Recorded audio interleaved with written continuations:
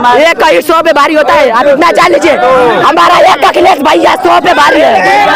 2013 में कांग्रेस सरकार थी, कोई ईवीएम हैक करके नहीं सरकार बनी मोदी की, पहली बात। और दूसरी बात, जब मोदी की सरकार 2019 में थी तो मनोज सिन्हा जी ईवीएम से ही चुनाव हारे थे। भाजपा गई, पहले हम भाजपा का सपोर्टर थे, कसम खा रहे हैं अब, लेकिन भाजपा वोट नहीं लेंगे। पूछिए क्यों?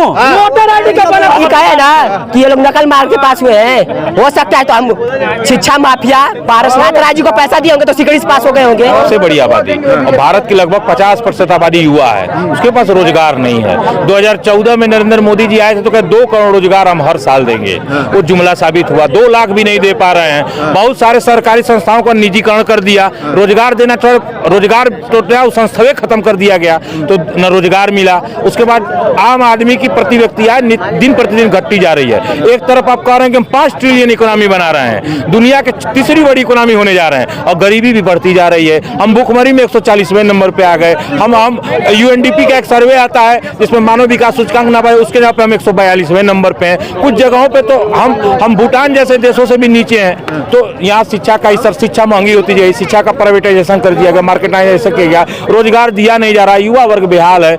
और उसके साथ साथ आम आदमी की दिन प्रतिदिन आय गिरती चली जा रही है। उस पे हाँ, यहाँ अंबानी अडानी की संख्या बढ़ती जा रही है, अरबपतियों की तो संख्या बढ़ी है, लेकिन उससे कई हजार गुना ज्यादा गरीबों की संख्या बढ़ी है, भुखमरी की संख्या बढ़ी है। अब 5 किलो गेहूं चावल ये नई योजना नहीं है, ये इंदिरा गांधी ने शुरू किया था काम के बदले अनाज। आप कह रहे हैं, उधर मोदी जी कह रहे हैं कि देश सशक्त हो रहा है, देश में जो है गरीबों को अनाज मिल रहा है, 80 करोड़ लोगों को भूख से जो है अनाज दे के उनका पेट भरा जा रहा है, इस तरीके से बातें हो रही है। आप कह रहे हैं कि कुछ अब आप देख ही रहे हैं, आप तमाम इंटरनेशनल एजेंसियों के सर्वे आ रहे हैं, भारत भूख के मामले में 140वें स्थान पर है। हम भूटान, श्रीलंका जैसे, पाकिस्तान जैसे देशों से भी नीचे आ गए हैं। और उसके बाद हमारी प्रति व्यक्ति आय दिन प्रतिदिन घटती जा रही है। गरीबों की संख्या अभी ऑक्सफैम की रिपोर्ट आई है, ऑक्सफैम एक बड़ी संस्था है, उसने रिपोर्ट दिया है। उसने कहा है कि इस देश की 70% संपत्ति इस देश के 10% लोगों के पास है, और बाकी सिर्फ इस देश के 55% लोगों की संपत्ति, 55% लोगों के पास सिर्फ इस देश की 5% संपत्ति है। गरीबी, बेकारी है, गरीबी है, भुखमरी है, बेरोजगारी है, तमाम पहाड़ टूटा हुआ है आम आदमी पर। आम आदमी बेहाल है, बदहाल है। इससे बुरी स्थिति दुनिया के शायद किसी देश में नहीं होगी। और कुछ लोगों से बात करते हैं, क्या नाम पड़ेगा? जी, मोहित सिंह। तो अब बताइए, यहाँ पर 3 प्रत्याशी हैं, कहा जा रहा है लड़ाई है, बसपा, सपा, भाजपा। भाजपा 400 पार का जो नारा है ना, वो यथार्थ होकर 4 जून को निकलेगा आपके सामने।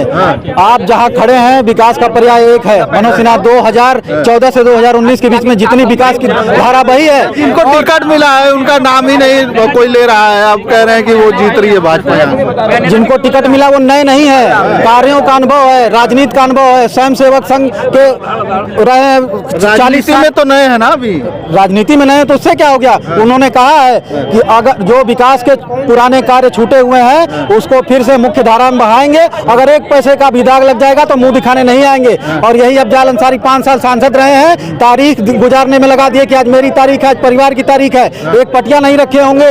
विकास की बात करते हैं, यही बसपा वालों के लिए यह गरीबों के मसीहा थे 2019 में, आज बुरे हो गए हैं, आज माफिया हो गए हैं, आज कट्टा माफिया हो गए। इसी बसपा के प्रत्याशी थे ना, मैं पूछना चाहता हूँ, इसी बसपा के प्रत्याशी थे ना। इसका कोई जवाब उनके पास नहीं है, कोई माकूल जवाब नहीं उनके पास है।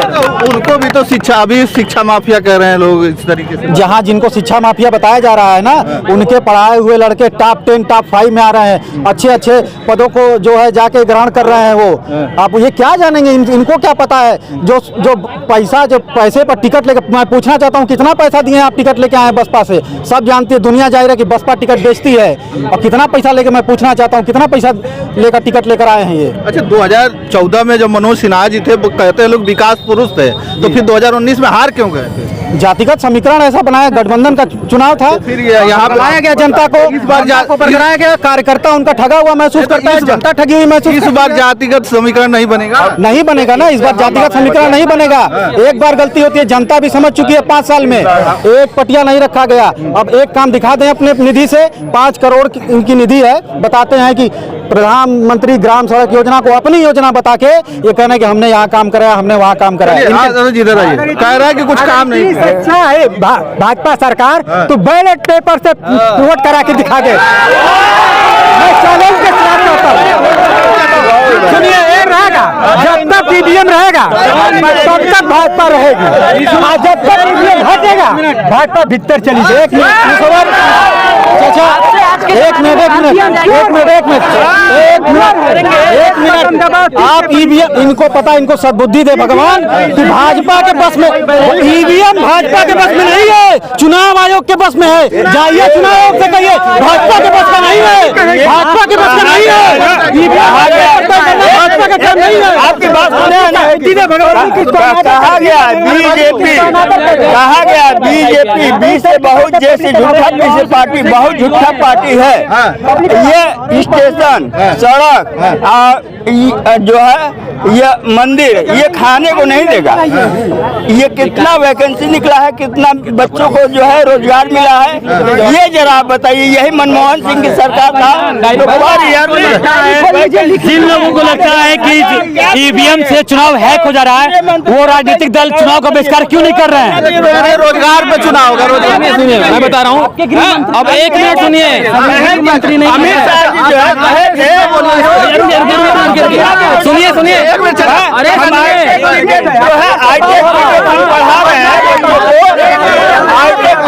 अभी जो भैया निकल गया,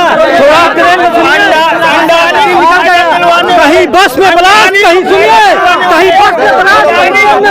अरे मैंने तो ये सब पाना जय श्री राम जितना रोडवार होते हैं चिल्लाते हैं जय श्री राम, आज जो परिवार वाले होते हैं सीताराम। मैं चुनाव होगा और 10 साल का पता चल जाएगा। यहाँ 10 साल का निकल गया। मैं कभी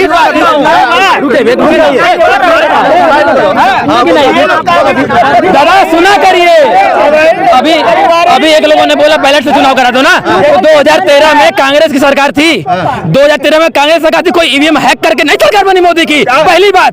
और दूसरी बात, जब मोदी की सरकार 2019 में थी तो मनोज सिन्हा जी ईवीएम से ही चुनाव हारे थे, और ये बोल रहे हैं रोजगार की बात करेंगे। अरे यार, ये रोजगार की बात करेंगे, कॉलेज के विषयों के बारे में पता नहीं था, रोजगार की बात करेंगे। कॉलेज का विषय बता देंगे, कॉलेज का विषय बता देंगे। माँ बाप, एक मिनट, माँ बाप 5 किलो राशन लेके पढ़ाते हैं और ये रोजगार की बात करेंगे हमसे? हम गिनाते हैं रोजगार। अरे रुको यार, मैं गिनाता हूँ रोजगार।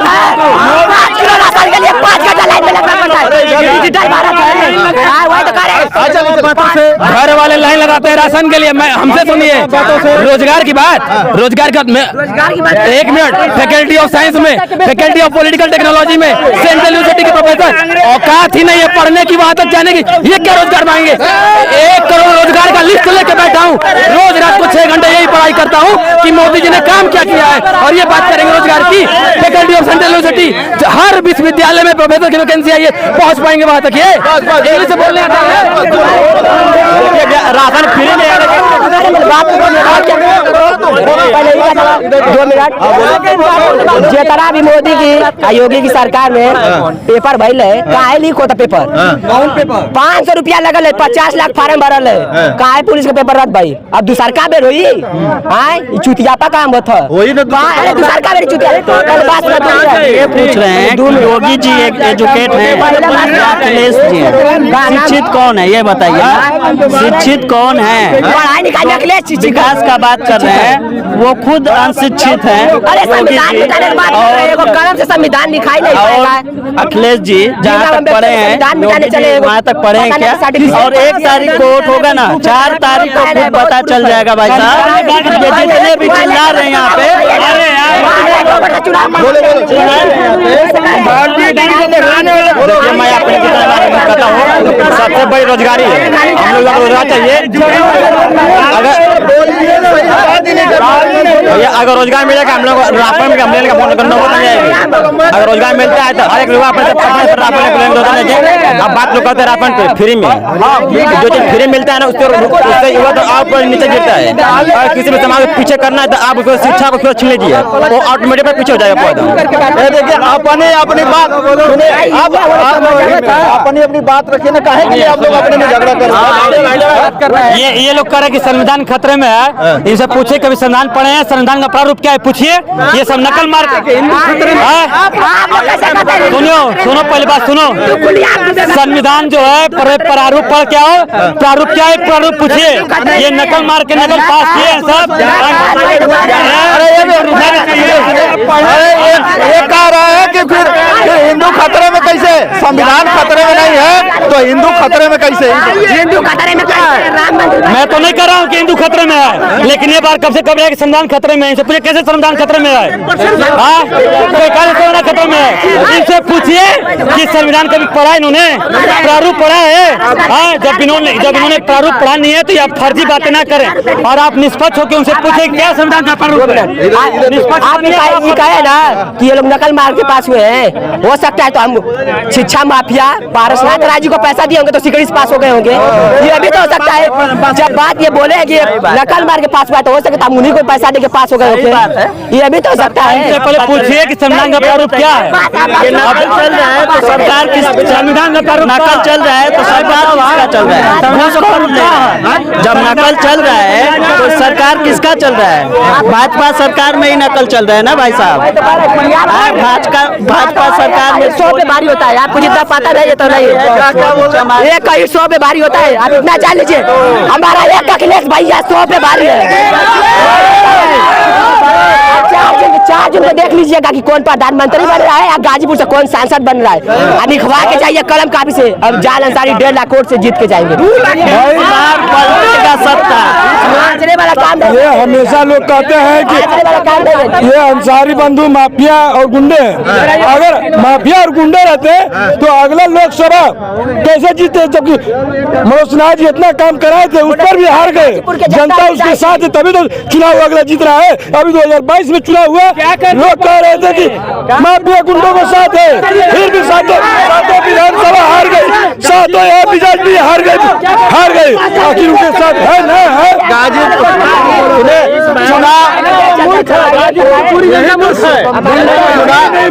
चुनाव जाति पे होगा कि विकास पे होगा? विकास पे होगा। कोई भी सांसद गाजीपुर में कोई भी सांसद गिनवाइए जो 20 लाख से अधिक का काम किया है। आपका पैर मेरा सर, अगर 20 लाख से अधिक का काम कोई किया है सांसद मनोज सिन्हा जी को मैं ड्राइवर हूँ और चुप रहो, मैं ड्राइवर हूँ और ड्राइवर उस कैटेगरी का होता है कि आज इस गांव में तो कल उस गांव में। आपके जिला, आपके बगल में जिला है बलिया, जाकर देख लीजिए इतनी खराब सड़कें हैं कि अब हालत खराब हो जा रही है। और गाजीपुर में जितनी अच्छी सड़कें हो गई है, सातों विधायक काम कर रहे हैं। ये बहुत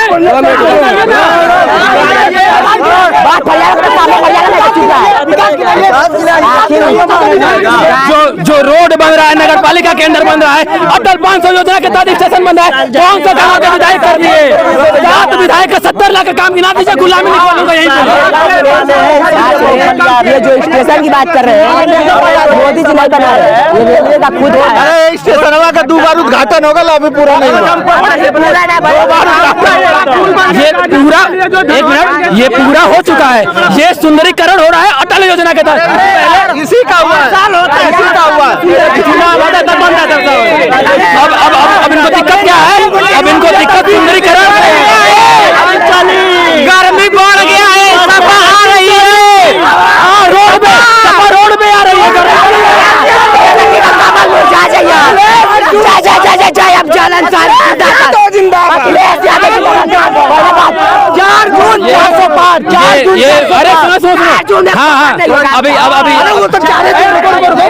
अभी यही लोग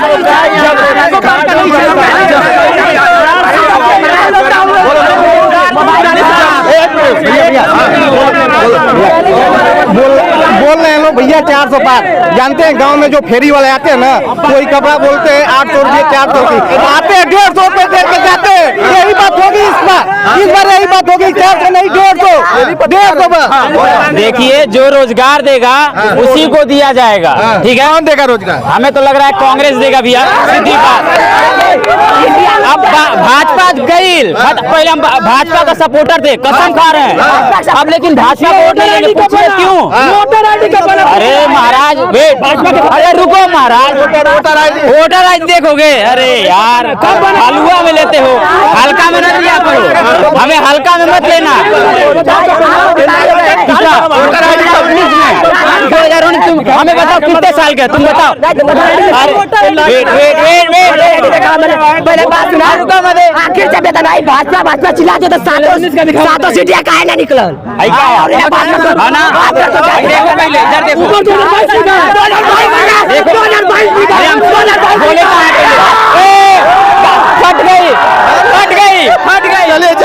चलिए उसकी हालत खराब हो गई। बता तो रहे, मतदान है, जनता जिसको पसंद करेगी उसी को देगी। चलिए बहुत बहुत धन्यवाद।